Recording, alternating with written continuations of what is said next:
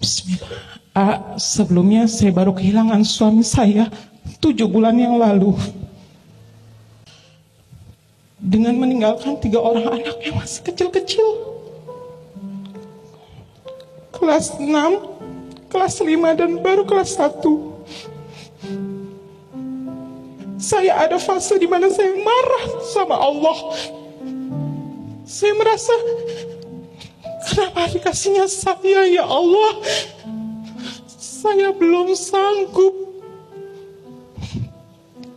Saya kehilangan almarhum ayah saya saat saya sudah memiliki anak.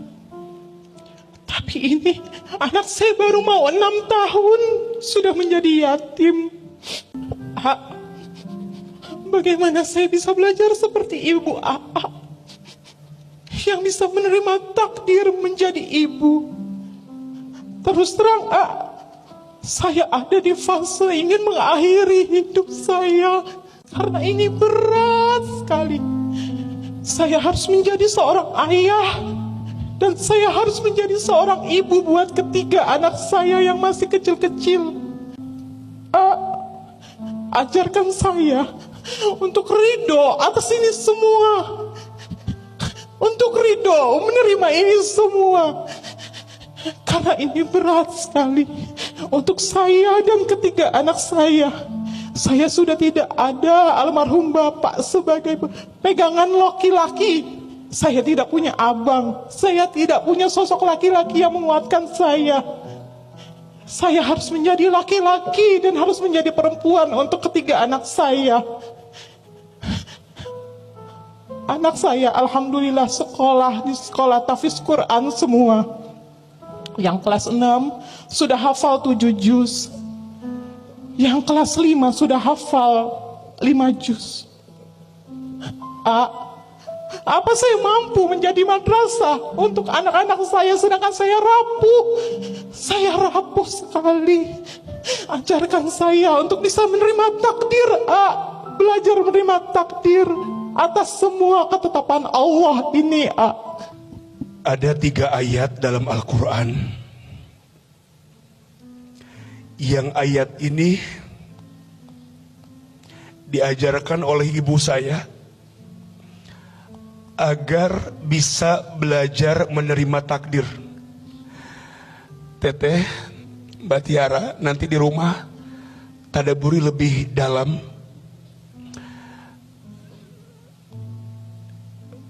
Yang pertama, surat Al-Baqarah ayat 216.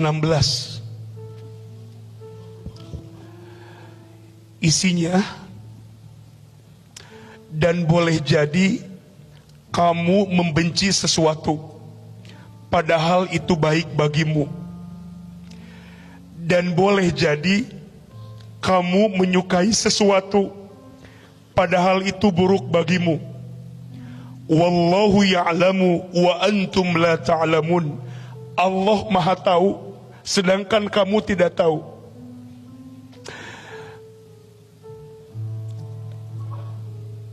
Untuk setiap kita yang pernah kehilangan, percayalah, tidak ada yang namanya kehilangan. Yang ada, apa yang dititipkan diambil lagi oleh yang menitipkannya. Suami teteh bukan punya teteh, punya Allah. Kalau yang punya suami mau mengambil lagi, haruskah kita marah? Tidak. Kenapa? Karena yang paling tahu dengan ciptaannya siapa? Penciptanya. Ditinggal ayah sejak kecil, kemudian menyusul ibu meninggal. Haruskah saya marah? Harusnya kan enggak, karena saya cuma dititipin aja. Yang punya siapa? Allah. Yang menciptakannya siapa? Allah. Apakah mungkin yang menciptakan berbuat tidak baik kepada yang diciptakannya? Enggak mungkin. Maka guru saya pernah bilang gini, Hilman, kamu dengan orang tuamu bukan berpisah, hanya beda take off-nya saja. Kalau tujuannya sama-sama surga, pasti ketemu lagi. Sekarang teteh diberikan amanah 3 anak. Kalau teteh sayang sama suami, ayo tegar, ayo semangat, jadi ibu yang baik. Ini anak 3 investasi agar nanti suami teteh bahagia di sana melihat teteh jadi ibu yang baik buat anak-anak.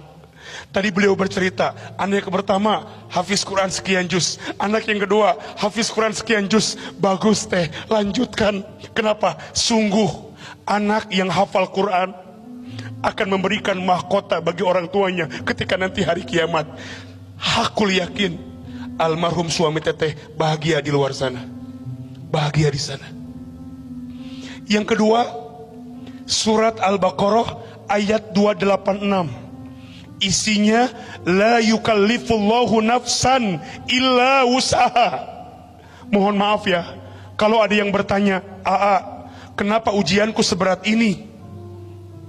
Karena kamu sekuat itu untuk menerima ujian itu. Teteh, Allah aja yakin sama teteh. Masa teteh nggak yakin sama diri teteh sendiri? Allah aja yakin. Allah mengambil suaminya, beliau jadi seorang single mom, single parent. Kenapa? Kenapa nggak yang lain? Kenapa harus saya, Ustadz? Karena saya yang kata Allah mampu. Itu yang ibu saya ucapkan. Hilman, kenapa mama diberatkan hidupnya? Karena Allah tahu mama bisa melewatinya. Mohon maaf ya, ibu saya punya anak banyak sekali. Saya 9 bersaudara. Saya anak paling bungsu. Ibu saya punya saya di saat usia beliau sudah sepuh. Jadi cukup berat mengurus saya.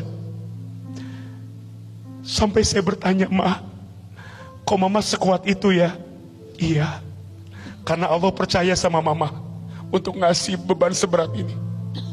Maka teteh nggak boleh bilang saya rapuh, saya nggak bisa. Shh, hati-hati ya. Itu termasuk was-was syaitan yang merapuhkan diri kita. Allah aja yakin sama teteh, masa teteh nggak yakin sama Allah? Dan yang ketiga, surat Al-Insyirah ayat 5 dan 6. Fa inna ma'al usri yusra, inna ma'al usri yusra. Maknanya, di balik semua kesulitan pasti akan ada kemudahan. Mohon maaf, hidup nggak akan malam terus, pasti ada siangnya, betul? Hidup gak akan terjatuh terus, pasti ada naiknya. Dalam satu parts mungkin teteh diuji dengan kehilangan suami, tapi percayalah di part yang lain teteh akan dibahagiakan. Mungkin dengan anak-anak, mungkin dengan kebaikan yang lain, mungkin dengan hadiah yang Allah siapkan. Tapi kita gak tahu apa yang sedang Allah rencanakan. Kadang dalam hidup, sekarang kita bilang, ya Allah, kenapa begini? Nanti kita akan bilang, ya Allah, untung dulu begitu. 3 ayat agar kita bisa belajar menerima takdir. 1, surat Al-Baqarah ayat 216. 2, surat Al-Baqarah ayat 286. 3, surat Al-Insyirah ayat 5 dan 6.